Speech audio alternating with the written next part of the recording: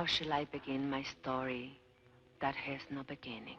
Our roots go deep in this place, deeper than the pines, deeper than the mine shafts. This is my village.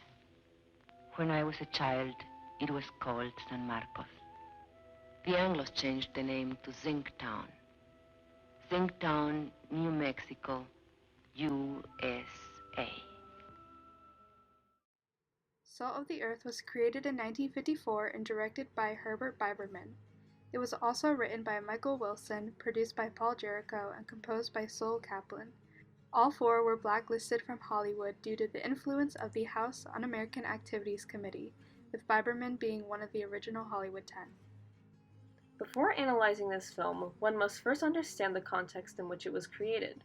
The goal of the House Un-American Activities Committee, HUAC, was to protect the form of government guaranteed by the Constitution and rid all corners of America of alleged communist influence. The government decided to target Hollywood professionals and crack down on suspicions of communist behavior to ensure such ideas were not represented in film. In a propaganda film created to villainize those in opposition to the HUAC hearings, Congressman Gordon H. Scherer closes with a statement that represents the extreme anti-communist sentiment exuded by the committee as well as their goals. You have seen communism in action, the same communism which is, at this instant, attempting to devour the world through subversion, revolution, deceit, sabotage, and vicious propaganda. You have, through these films, seen communism with its mask ripped off, with its sweet facade uncovered, and its hard, bitter, and determined core revealed. Many people in Hollywood were called to testify before the HUAC, and those who refused to cooperate or who were suspected of being communists were blacklisted. When the committee first subpoenaed 41 filmmakers and screenwriters in 1947, 10 witnesses refused to testify, and HUAC deemed them to be in contempt of Congress. They were all fined $1,000 and forced to serve a year in prison, and thus were named the Hollywood 10. HUAC successfully blacklisted the Hollywood 10 by enlisting help from the FBI. Their surveillance of the California Communist Party as well as the wiretapping of the 10's legal counsel was pivotal in their silencing. In his journal article, A Lawless Agency, the FBI in the Hollywood 10, Ethan G. Theoharis states, on July 23, 1943, FBI agents broke into and photocopied the membership records of the Hollywood section of the Los Angeles Communist Party. From other records obtained through this break-in identifying the addresses of the private residences where communist cell meetings were held, FBI agents first identified the individuals who resided at these addresses and then, through close monitoring of scheduled meetings, those others who were in attendance. These names were then linked with specific films. After being blacklisted, screenwriter Michael Wilson, producer Paul Jericho, and director Herbert Biberman created an independent production company called Independent Productions Corporation. Their goal was to advance their left-leaning political agenda in cinema outside of big studios. As a result, they created Salt of the Earth, a revolutionary film that portrayed real events similar to those of the New York-Mexico Empire zinc strikes that occurred from 1950 to 1952. The film tells the story of a group of Mexican-American miners who go on strike to protest against poor working conditions. The men striking are met with resistance from the mining company, which prompts their wives to step in and hold the picket line. The film explores the themes of labor rights, class struggle, gender roles, and discrimination against Mexican Americans. In the 1950s, the United States was undergoing a period of economic growth and expansion, but this prosperity was not evenly distributed. Many workers, particularly those in low-paying jobs, faced poor working conditions and limited opportunities for advancement. In addition, the film explores the issues of gender roles and the ways in which women were often expected to be nothing but mothers and housekeepers. This was a common theme in many cultural works of the time, as women were beginning to push for greater equality and recognition of their rights. These themes were particularly relevant to the context of the HUAC hearings and Hollywood blacklist. Many people in Hollywood were targeted by the HUAC for their political beliefs, and the blacklist had a chilling effect on free expression in the film industry. Salt of the Earth was a response to these events, and it addressed the existing problems and concerns of the society in which it was created. The film was thus controversial and did not see wide success, as it was banned from American theaters until 1965. Now transitioning over to the formal analysis of Salt of the Earth. Esperanza, one of the lead actors, is the wife of Ramon Quintero, who is a zinc miner. At the beginning of the movie, we see how she is complacent with her traditional role in the household, but was concerned about her husband's unfair treatment at the mine. Esperanza's husband Ramon decides to organize a strike for the unfair treatment of the union workers. However, as we see throughout the movie, treating his wife and women in the community with the same unfairness. However, when the men get an authoritative order to stop striking, they are forced to stop protesting and the gender roles become reversed. The women are on the picket lines, while the men take over the domestic role. This film brings up themes of feminism, racism, linguistic prejudice, gender equity, that is all represented in the ending, as well as strong unity within the community. The representation and resistance shown throughout the movie helped change society's attitude toward women, workers, and minorities alike. However, was subversive behavior for paranoid 1950s America. The final 10 minutes of this film most powerfully illustrates its themes of feminism, inheritance, and unity of the working class. This sequence begins when the Delaware Zinc Corporation decides to evict the Quintero family. As the police move their furniture outside, both men and women from the union arrive to protest. Evict him first, the rest will be easy. Let their neighbors watch. It'll scare some sense into them. Ramon tells Esperanza that this means that they have given up trying to break the community's picket line, and that they can now unite and fight together. That's what we've been waiting for. What are you saying? This means they have given up trying to break our picket line. Now we can all fight together. All of us. The women begin carrying furniture back into the house as the community watches and laughs. A police officer facilitating the eviction tells Ramon, Now see here, Quintero. These women are obstructing justice. You make them behave, savvy? I can't do nothing, Sheriff. You know how it is.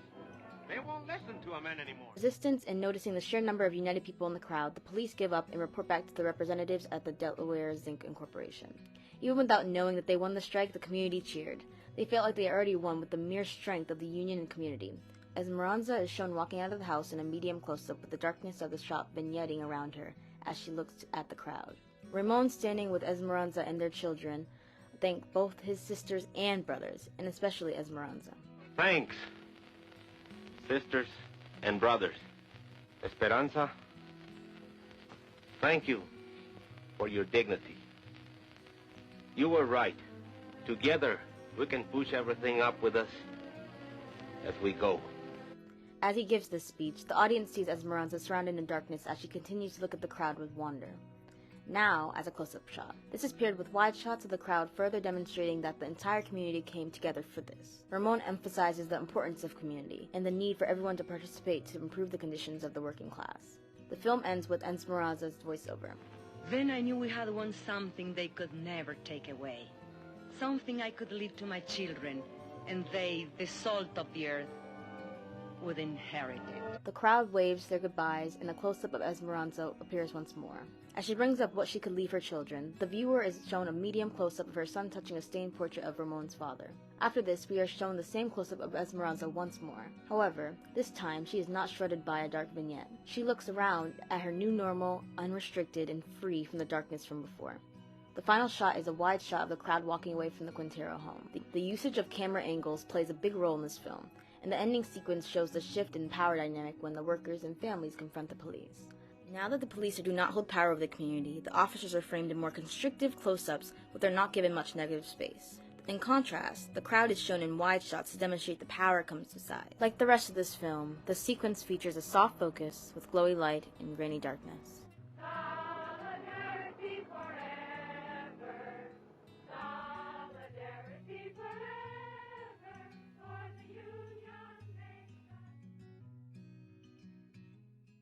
Although Salt of the Earth was one of the many historical dramas created in the 1950s, it confronted problems that mainstream movies refused to.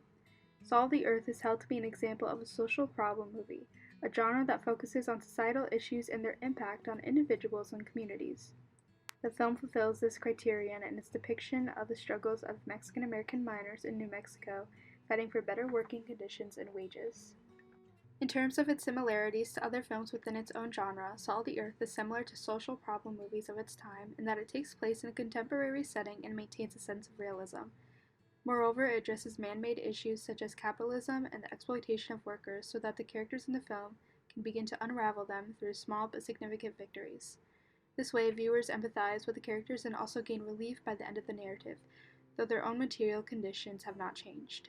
The film also uses strong emotional storytelling and a compelling performance to engage the audience and bring attention to the issues at hand.